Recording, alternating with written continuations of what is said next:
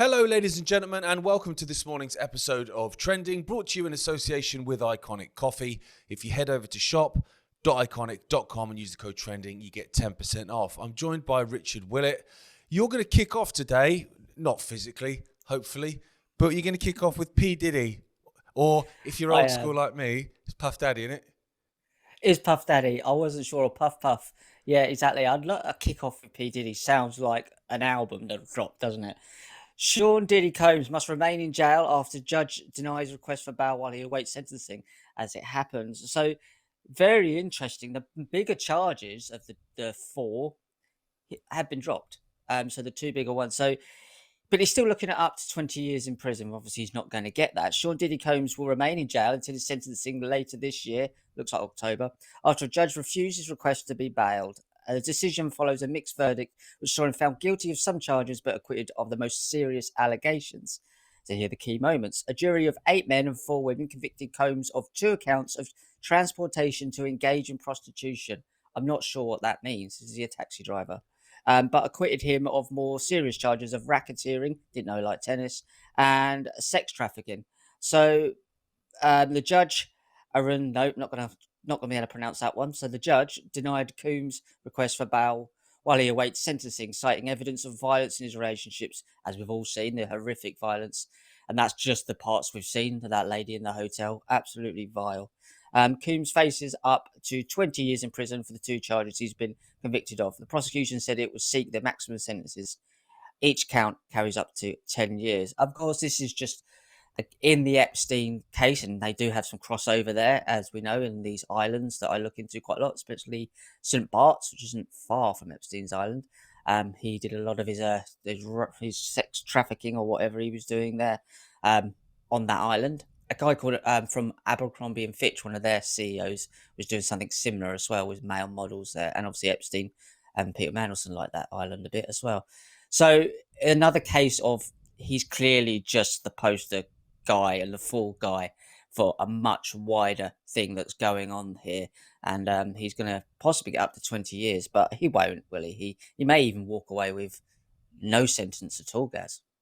It depends, I think, how connected he is, doesn't it?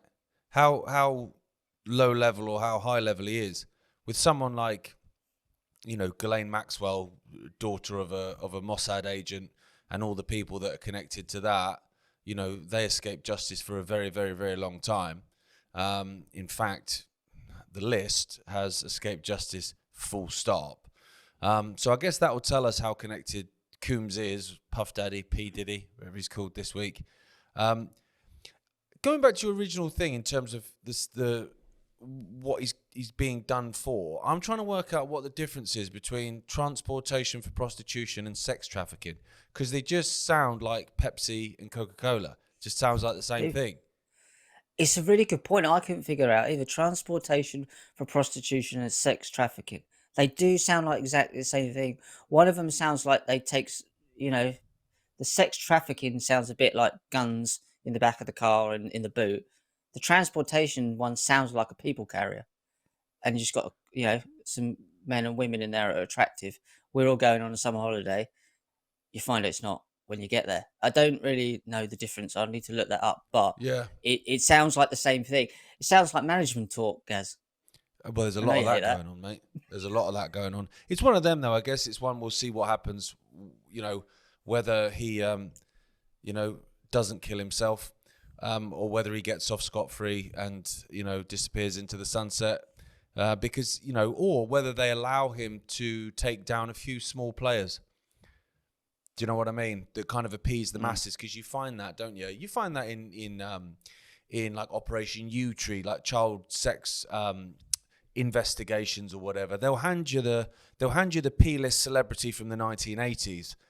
Whilst protecting the politicians and the leaders of industry and all the rest of it. So we'll see. It all depends how connected he is, mate. That's my... I like the fact that you used P-list there as well. That was you got that in there. That was Puff list. Clever. Next story, Rich. This is an interesting one. It's a real obvious one in terms of the fact that it was going to happen. MPs vote to proscribe Palestine Action as a terrorist organisation. The legislation was passed by the vast majority of MPs. However, several argued that proscribing the group sets a dangerous precedent for political dissent. That's the point. It means it will become a criminal offence punishable by up to 14 years in prison to be a member of these groups. Because there was another 2 groups as well that are unconnected to Palestine but were proscribed at the same time, white supremacist groups, so they say, or, this is the important thing, or to support them. So punishable by up to 14 years in prison to support an organisation. Now, it's come out in the news. It was announced by, I saw on social media, announced by a Labour MP called Mike Tapp, who was very happy about announcing it. He was saying, we're not all Palestine Action, all that sort of stuff. It just transpires that Mike Tapp MP is the vice chairman of the Labour Friends of Israel, and he gets his nice, all expenses paid trips to Israel, which I'm sure have served them well in terms of his policy decisions. Now, for context, in terms of what terrorism is, Rich, these guys, obviously, Palestine Action, they broke into RAF Bryce Norton. There's lots of questions about that, whether it was allowed to happen, and if it wasn't allowed to happen, how some activists can break into an RAF base. Kind of ask some questions, because if they can do it, the Russians can do it, the Iranians can do it, the North Koreans can do it, whoever else we're supposed to be terrified of this week. They went on hang gliders, were they, Gaz? And some tractors. Or they might have been. But they spray painted some planes. Bastards. Do you know what I mean? Terrorism. They spray painted some planes. So you go, okay, so spray painting aeroplanes with graffiti is terrorism. But using those planes to drop bombs on civilians, well, that's all right. That's just government policy or whatever. That's not. And it just goes to show that, like, I don't think we've mentioned this before, the difference between a terrorist organisation and a government is basically the cost of the suit and where your tailor is. Is your tailor down on Carnaby Street? Yeah, you're a government official then, mate. So you've got this, and to be fair, Rich, just this week, Donald Trump said that the leader of Syria, who was a head-chopping ISIS and Al-Qaeda leader, described him as a great guy. Because he's got a suit now. He's got a suit on now and he's had a beard trim. So he's a great guy. He's a great guy. I thought he was a terrorist. That was last week. He's been to see my tailor on Carnaby Street. He's a great guy now. Now, in terms of Palestine Action, right, Rich, obviously, you've got these people saying, people are only jumping on the bandwagon of Palestine now because it's cool. Well, I've been speaking out for Palestine since around about 2006. So, 20 years. I wouldn't call that a bandwagon, really. And I've been called all the names that you're calling these people that are doing it now. I've been called them for years. Water off a duck's back, though. But you've got a situation where you've got a genocide going on, which the British are complicit in. They're complicit in several ways. Military intelligence, sending our aeroplanes out from Cyprus over Gaza over and over again to get intelligence to hand to the IDF. That's one of them. Funding, and also the government basically just saying it's fine that they do it. Israel's defending itself. Quick, cut and paste that and stick that out because that's what we're told to say. So they're complicit in it. So you go, okay, well, as someone that wants to stop the genocide, what can I do about it? Okay, well, we're told we live in a democracy, Rich, so I can go to the ballot box.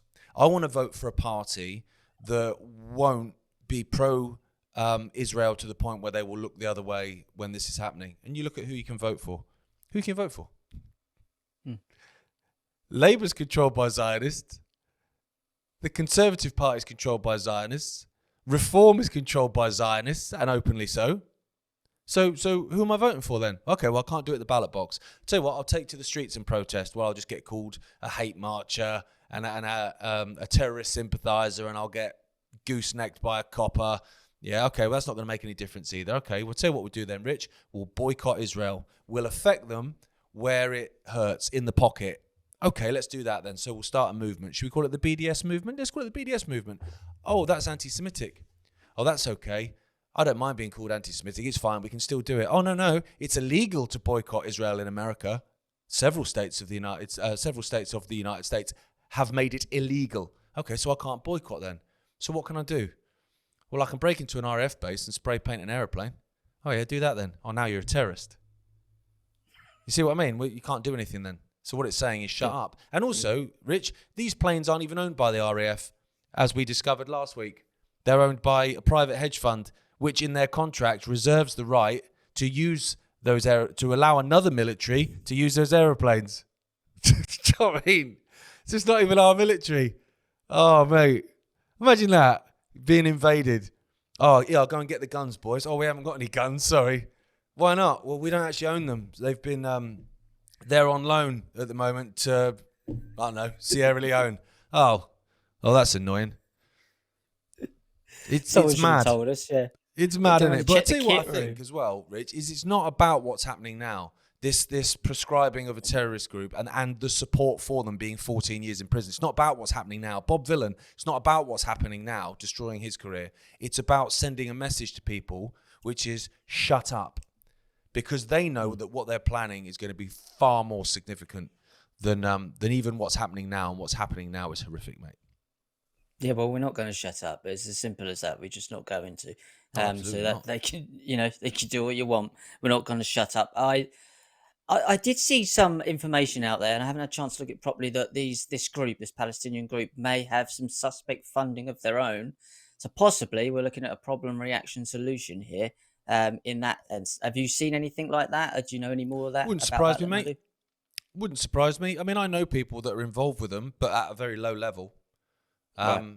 And so, and they're decent enough people that want to see an end to children being blown to smithereens. But in terms of funding and the top end of it, I don't know. And I'm like you, mate. I never take my tinfoil off these days. Well, no, it's the only thing keeps you sane.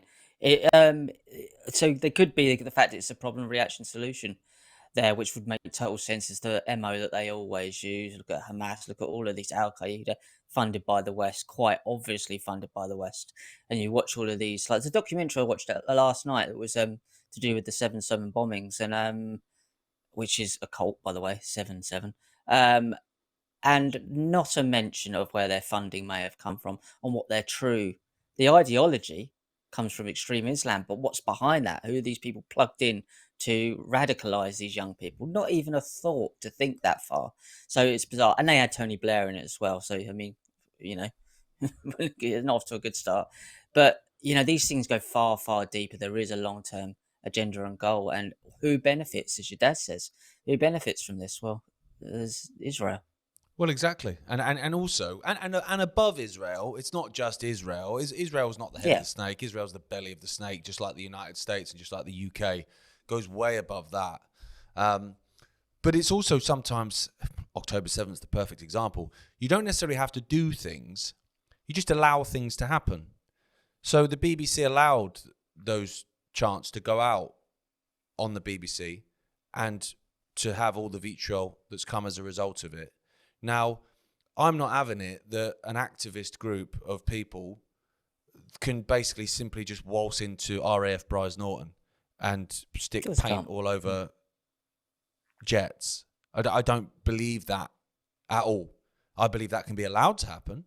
I believe you can have people within these groups infiltrating them. I mean, they infiltrated the groups, British intelligence infiltrated the groups of miners that were striking against the Thatcher government in the 1980s. You're telling me then that they're not infiltrating these sort of groups? I mean, of course they are. So they can then just feed that information back. This is what they're planning. They're planning on going to Bryce Norton. They're planning on going to EBIT Solutions, who are making a lot of arms, or they're planning on going to BAE Systems or wherever else. And you go, okay, well, we'll stop that happening. And then another time they might go, oh, this is good for business. We'll allow it. We'll allow it. We'll allow it. It's the whole Sabbatean thing. Is that they surround themselves with a Kelly pot, they call it in Kabbalah, but a husk of truth. There is a truth around there of a genuine concern. And then within that, at that very core, they're being controlled by something entirely different. And that happens every time. They all hide behind, we said it in a new show that we've got coming up, that layers of a shield. So they're hiding within those groups, absolutely, 100%. 100%. And there's that's the way it works. Yeah, I mean, and also, I spoke about it this week in terms of the hypocrisy that the freedom of speech group have shown themselves seriously.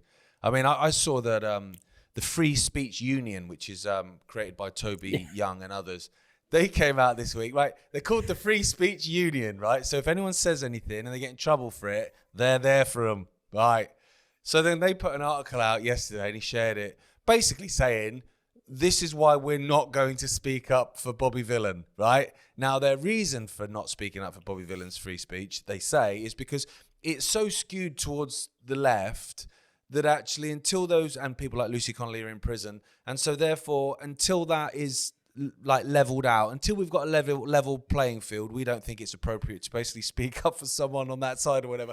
And you're like, right, okay, Toby, you are one of the main signatories and founders of the British Friends of Israel. At least be, I nearly swore then, at least be honest as to why you're not sticking up for his free speech, right? At least be honest. I'd have more respect for you if you're just honest, Toby. Just tell us why, because we know why. Yeah, do you know what I mean? Yeah. Honestly, grow a spine, you coward. It's pathetic. Well, that's it. He's a coward. That's exactly what he is. He is a coward, and he'll always been a coward. Mate. But it's ridiculous. It's childish as well. What a waste of a life as a grown man. I know. That's it. You look at your kids in the face and go, "This is what I do for a living." What do you do? Yeah. I scam people every day of the week. I scam people for. Where do we get our money from, Dad? I don't know. Well, I tell people that I protect free speech, but only if I agree with it. Doesn't that make you exactly the same as the establishment? Shh! Don't say that. Not in my house. But I sort of circle that square somehow because that's what they all do. They're all cowards, mate, and they've shown themselves to be. Yeah. There's some people that believe genuinely in free speech, absolutism. You can say what you believe to be right, and if it offends me, then oh well, never mind. I'll get over it. I'm an adult. And then there's others that go, yeah, no, I'm free speech. What did he say? Oh, God. And you're like, right, okay, mate. It's almost like you're not actually free speech. And, you know, I wouldn't say death to the IDF. Rich, we spoke about this before. It's not something I would chant. I don't wish death on anyone because I just don't. That's not who I am as a person. I also think it lowers vibration. It makes me as bad as others. And also, do you know what, Rich? Like, I despise the IDF. Like, I despise them with a passion. But I don't wish death on them. Partly, or mainly because that's not who I am, but also because I think, well, given what some of these people have done, the murder of children, the rape of Palestinian prisoners, gang rape of Palestinian prisoners, which has all been evidence, death is an easy way out, man. It is. I want them to get justice for what they've done. And I don't think dying is a justice, really. I don't really see that it is. Because I'm not a religious man, so I don't cling on to that whole Judgment Day thing. I would like to see justice served in this lifetime, in this realm. I would like to have them haunted by the faces of the children that they've murdered. I hope it drives them insane, like literally. I'm sure it does. Yeah. And I hope they get to see the Palestinian people be free. That's what I want, because for me, that would be the ultimate punishment. That would be far worse than death. Is to see this giant empire of Israel, the United Kingdom, and the United States, and how much it bullies the world and murders civilians for fun. I'd like to see a day where that's completely dismantled, and I hope they get to witness it. I think that's far worse than death. So, yeah, I'll chant for that. What you say there is exactly how that could be taken, death to the IDF, is that you're talking about death to the institution of the IDF. Now, these young kids come out of school and get indoctrinated, brainwashed, ideologically programmed straight into the IDF. Now, by chanting death to the IDF, you're saying, oh, well, you could say the people, but you could say the system that funnels people through that in terms of the ideology straight out of school when they're young. If you can break that chain, which would be death to the IDF, then you are taking down that system. So you're actually just breaking the brainwashing and the mechanics of a system, which is where I see it, as opposed to the individual. Because if they weren't obviously coming straight out of school, vulnerable, brainwashed all their life to think the world hates them, then if you could break that system down, that ideology, that narrative, that brainwashing down, which is the IDF, then you break the system. It's not the people, it's the brainwashing. It's a really good point.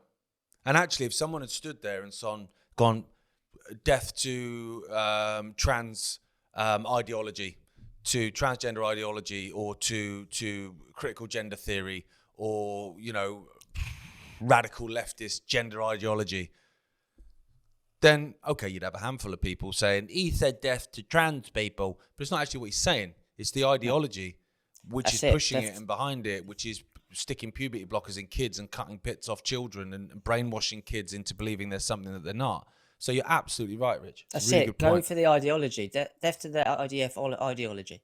Yeah. The ideology. It's the ideology always. And if you can start, and that will scare the life out of them. People have figured that out. If you go for the ideology of, then you are showing that you're going to the specific belief system that makes them do these things. And even if you did that, they'd only lie about it, because let's have it right. You've got the chief rabbi, you've got all the newspaper bobbleheads, you've got all the TV bobbleheads, all the GB News lot. Mike Tapp, who's the Labour Friends of Israel with his free trips to Israel. Mike Tapp. He's regularly on GB News, the alternative news station. Of course he is. Of course he is. Yeah. They just lie anyway and say, Bob Villan said death to Jews. Like, well, no, he didn't know. Like, I literally watched it. I watched it on the telly. I heard that he didn't, and you heard that he didn't, but you're lying anyway, which is weird. Okay, moving on then, Rich. I'll quickly do this one because I think it ties into that last one. And obviously, then you'll finish up on another story, which is, well, everything's connected. And I was going to pretend then that it's all connected, but of course it is. Tensions are rising between Russia and Azerbaijan. Why is this happening now? I'll have a go at answering that. It's another flank against Russia. Okay. Death of ethnic Azerbaijanis rounded up by the police for decades-old murders in a Russian city. The crash of an Azerbaijan Airlines passenger jet that Baku, which is the capital of Azerbaijan, blamed on Moscow. Growing ties between Azerbaijan and Turkey, along with waning Russian influence in the troubled South Caucasus region. These are among the factors that have led to an escalating tension between Russia and Azerbaijan. Azerbaijan's a weird place, Rich, actually. I went there. I played football against Azerbaijan, played beach soccer against them when I was still playing, and there's no middle class. Like, it doesn't exist. You either were minted, I mean seriously minted, like oil-rich minted, or we're talking like corrugated iron hut. It was really weird, mate. I don't know if it's the same one now. Of those places... Is it one of those places that they're next door to each other as well? Oh, yeah, completely, yeah. So we were put in a weird hotel... which was like just ridiculous, like insane. And then literally around the corner was an old market, which was all corrugated iron. Literally, it was all corrugated iron huts just selling stuff. And we just went and knocked about in there because for me, I'd rather knock around with peasants.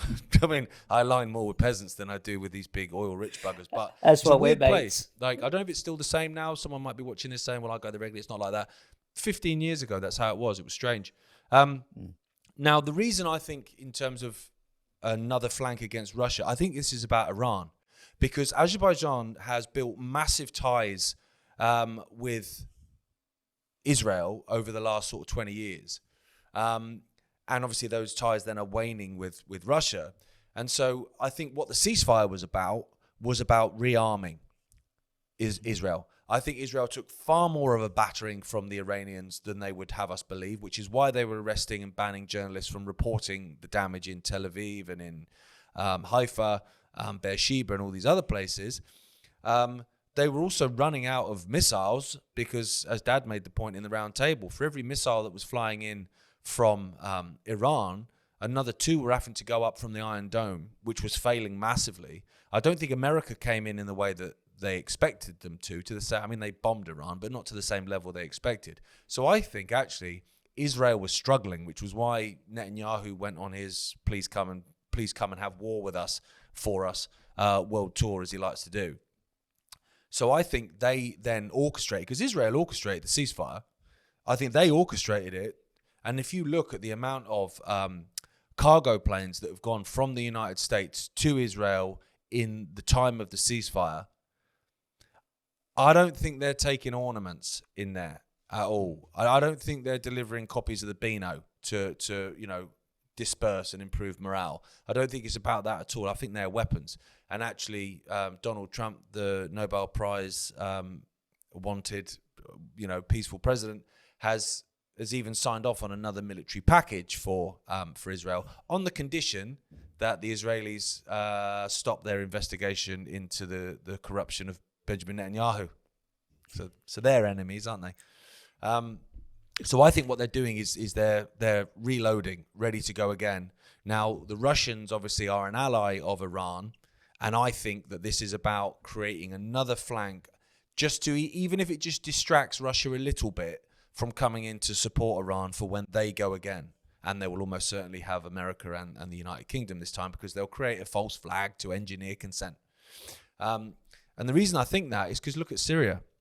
They tried to overthrow Syria for about a decade. They used ISIS and all that lot, and this really nice guy that used to be a terrorist, but now he's got a nice suit, and yeah, he's a nice guy. And it didn't work. They give it all the Assad's killing his own people and gassing his own people stuff, and no one really bought it. A few people like Bellingcat were pushing it, but no one really supported it. And Russia came in on the side, and they propped up Assad. Now, if the war with Ukraine hadn't been extended massively by NATO, by Boris Johnson, and so that was kind of dealt with, he would have still been there to prop up Assad, but he wasn't, because they were being distracted. They were fighting on that front in Ukraine, and so all the terrorists, freedom fighters, swooped in to overthrow Assad and overthrow the Syrian government. I think they're going to try and do the same play with Iran, mate. I think that's a really good shout on one hand, and the other hand, the other extreme they've got covered as well. Because when you look at like the type of stuff I look into, they are all connected. But just imagine, so Iran is reliant upon Russia really to help it. You've got Israel relying on the US to help it. Well, if they're all on the same boat, say that somehow Putin's one of these Habadniks, and so is Netanyahu one of these Habadniks, and so is Donald Trump one of these Habadniks. Oh, they all are, clearly, because they all have the same people around them. What about if Russia steps out at the pinnacle moment, steps back? Nope. You've already engaged, and you've looked round, and your team's got run off the pitch. And I think that's what's the play is here. You think you've got backup, and you haven't got backup. Look at the Caucasus Mountains. Who came from the Caucasus Mountains? It's these Ashkenazi. Well, yeah, and I think that's a lot of the reason why British people and Americans support Israel over other countries in the Middle East. So you'll have someone like Mike Tapp, for instance, same gag 3 times. You'll have someone like him taking money from the Israel lobby, going off on his free trips to Israel, promoting Israel talking points, promoting Israel's interests in the United Kingdom, and there's crickets. There's absolute crickets. Whereas if you had a Muslim MP or an MP from, say you had a Sikh MP coming from India or whatever, with Indian heritage, who was taking money from India, taking trips to India, was giving pro-Indian talking points left, right, and centre, they would have something to say about it. And the reason, I think significant part of the reason, that these people look at Israelis as one of them is because they look like us. They don't look foreign. They look like us. They look like Europeans. And you hear these conversations where they say that, it's much more like us. It's much more European. And you're just like, looking at them like, penny's going to drop in a minute. Penny's going to drop in a minute. Do you know why they look European? Because they're European. Exactly. Caucasus Mountains. This whole thing about the Jewish nose is Turkish. It's the Turkish attribute or an ethnic, what do you call it? Character trait.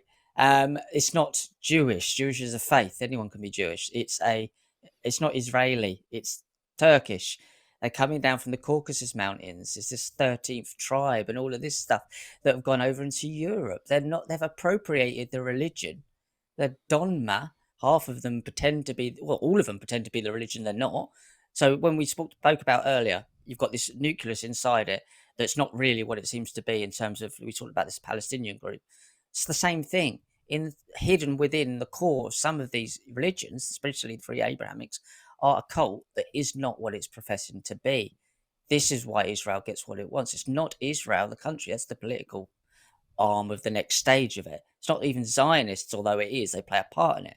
It's this cult deep within. And that is why they use other religions and other faiths as shields. So my point on this one would be, I wouldn't be surprised. Look at who Putin's surrounded by. He's got that Lazar guy who's his Chabad rabbi, very close to him. When the Chabadniks in Russia get called out on anything, he jumps straight to their defense, even sacking some of his own government for calling them out as a death cult. If they lead Iran into war with Israel and then they just step out because they are really the power behind them, Iran are going to look around and find they've got no one there. And there's probably people within the Iranian government that know this. Yeah. And also thinking about that could be what drags China in. If Russia doesn't step up to assist Iran, China strategically has an interest in Iran surviving. That might be what forces them into the game, because that's the plan, isn't it? That's China is the end goal. Let's have it right. That's the East versus West job. Yeah, I mean, another thing, like, just really quickly, we were talking about, one party state or whatever. Do you see all the reform MPs meeting up with the son of the Shah, who the Israelis and the Americans want to put in Iran? They want to regime change and put him in. The one whose dad was freaking hated by the Iranian people and was a brute. Yeah, because reform is just part of this. Reform is it's the IDF over here. It's all the same. All of this pushback, all of it at its nucleus. Look who benefits from their actions. Always comes back to this cult. And that's within Israel, and it's all this Greater Israel project everywhere. They've infiltrated every avenue of society. They have. And you've got to be aware, what is your MO? What do you want your outcome to be? If it's for the Greater Israel project, then I'm out. See you later. Even the name reform. It's not about change.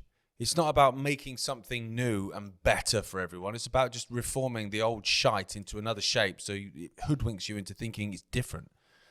That's a good point. Honestly, didn't get me started. Okay, AI should be uplifting. AI, yeah. US Senate overwhelmingly rejects plans to stop states regulating AI. Now, this kind of got swept under the rug a bit, but this is a really good thing because for 10 years, Peter Thiel funded Donald Trump wanted to take away any of the regulations that each state could have over the way that AI is used within their state for 10 years, by which time it would be way too late to stop it. The US Senate has voted down a proposed 10-year ban on state regulating artificial intelligence models, a significant defeat for Silicon Valley companies that pushed the controversial plan. So it's part of Trump's big, beautiful bollocks. In the early hours of Tuesday morning, senators voted by a margin of 99-1 in favour of an amendment to remove the wording from President Donald Trump's flagship tax and spending legislation, hard to say, which is dubbed the Big Beautiful Bill. Proponents, including lobbyists funded by, guess who? There's a list here. Amazon, Google, Microsoft and Meta, OpenAI chief Sam Altman, and Trump's AI czar, David Sachs, argued that the provision to restrict AI regulation was necessary to prevent a number of inconsistencies and regional rules that could stifle, now here's the joke, US innovation and cause the country to lose ground to China. China and the US shared over 47,000 research papers between the universities last year alone. There's even a US Congress movement that's really worried about the fact that the United States and China, through their various universities, CCP-controlled universities in China, by the way, regularly share research, intel on this. They're working together. There is no AI race. They are hand in hand, skipping down the yellow brick road together, and it's ridiculous. So these guys in the Senate know this. So behind this, they're aware because they've put papers out calling this out. That 47,000 or 46,000 papers they've actually co-combined work together. So there is no AI race. There is a group of technocrats who are part of this overall agenda that wants to be put into place in the Greater Israel Project and all the technology beaming, all of the madness and ideology out of there. So this is a good thing that this has been halted for 10 years. Anything that goes against what Trump's doing is a good thing. But that's the reason why it's been halted, because there's people within Congress. And remember, there's far more good people in these things than there are bad people. That's not how it works. They have to be a small amount so they can hide within it. You can't be, if you're fatter than your shirt, you can't get your shirt on. You need to be smaller. than the covering. So they're very much a small group within this, which is so people need to realize that Congress, just you say they're not bad people, there's 10 to 1 or probably on that scale. But this is a really good thing because 10 years now they don't have the freedom to just roll this out, and that's really put a spanner in Trump's works. It has. I'm wondering now, fear of being Neg Nelly, whether something could happen which could create some kind of need for an emergency power and emergency legislation to just lift restrictions just for a bit, because China's winning the AI race, and that's a threat to national security. Mm-hmm. Call me tinfoil hat. Reaction solution. Yep. Yeah, they love it because Yep. AI is everywhere, and it's like you're talking about the connection between China and the United States. It's the same as the falling out between Musk and Trump, the falling out between Trump and Netanyahu. This whole theater is actually, when you get above all of these people, like, borders are just there for me and you to fight over. They don't exist up there at all, which is why you find the same legislations, the same people, the same plans being carried out all over the place. The same reason you've got Keir Starmer, injecting AI into the veins of the United Kingdom. Just this week he's announcing more digitalization of the NHS, which will just basically mean and it also says more community treatments rather than hospital treatments, which translates as stay at home and what get diagnosed by an AI doctor over the computer or whatever. AI is literally everywhere. Let's get a microchip inside yourself so that AI can read that chip and say whether you're going to die or not. Oh, that's a good way. That's a good way to know whether I'm poorly or not. So the fact that anything is, and COVID's a great example of that, where people would go, well, what? So they're all in on it together. Well, they're all doing the same thing, mate. They're all doing the same thing at the same time, all over the world, apart from maybe Tanzania, but he's dead. Yeah, they are all in on it, mate. And it's really easy to be in on it because you just go up. And in that case, it was a great example because they all just went, we're going to listen to the World Health Organization. So from every government to every social media outlet, they all went, we're going from the World Health Organization. Okay, so you got one body then, unelected. I remember voting for Ted Ross. I don't know if you did either. I certainly didn't vote for Bill Gates. They can then dictate to everyone else, and everyone else does the same thing. And then when you say that, they go, oh, so they're all in it together. Like, you're the freaking idiot. Yeah, they are. And it's the same with AI, and it's the same with everything else. It's obvious. It's what annoys me. It's so obvious. Well, it is obvious. That's the other thing. When you say they're all in it together, they don't.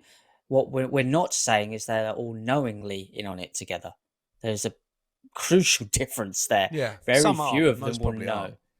Most people don't have a clue about any of this. I was watching interviews with people from MI5 last night, and they're like utterly clueless of what actually is going on. They're in MI5 and MI6 apparently, or MFI, and you don't know.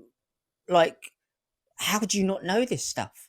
How do you not know this stuff? It's out there, but they're ideologically just tunnel vision. This is how the world is, and they don't see anything outside of that because it's all been put to, oh, that's conspiracy theory, that's weird, that's out of actually. The reason why none of this makes sense is because you're ignoring the information that you've been told to ignore. There's a reason why it doesn't make sense. That's why you're confused. That's why nothing ever gets solved. It's because you're ignoring things that you've been told to ignore as stupid and irrelevant when they're not. It's as simple as that. Well, that's why AI is so perfect, and you see it all the time. And I see alternative critical thinkers and stuff doing it. And I said this like earlier in the week. I think it's like, Grok, is this true? Someone will make a statement of like, this is happening. They go, Grok, is this true? Oh God, Mum, you've literally outsourced your thinking to AI, and you claim to be awake. Frick is going on? Yeah, that's the thing that's happening. Oh. Yeah, that's the thing that's happening on purpose, mate. Is that they're putting these bots in the comments to get people to start doing that, and that's obviously not organic in any way, shape, or form. No, but I see people now, Rich. I see people that I know that have spoken out against COVID tyranny or whatever, and they're there verifying facts, not going off and researching them and looking at both sides and seeing what makes sense and what doesn't make sense, and does this add up and does that add up? Why would they want me to think that?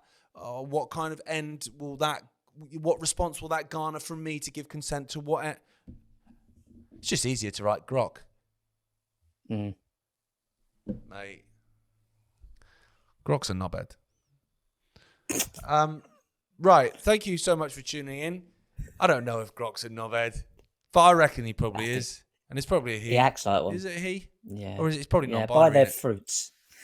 Oh, yeah, it's androgynous. Yeah, I misgendered Grok then. Jeez. I'll have all my gigs cancelled. If you head over to shop.iconic.com, use the code trending, you get 10% off. Rich, you're back tomorrow, I think maybe with Jay, if he's in.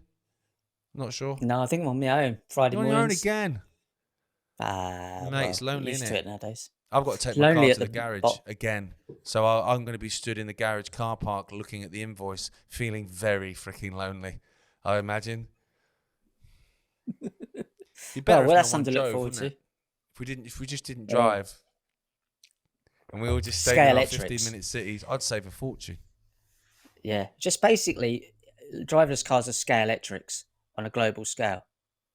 I hated scale electrics as a kid. This might sound weird to people at home, but I hated it because they just flew off all the time. Smashed into the sofa or blew up, yeah. Yeah, just I didn't have that kind of scale electrics, but I hated scale electrics. That might be offending people. I don't know, but I hated it as a kid.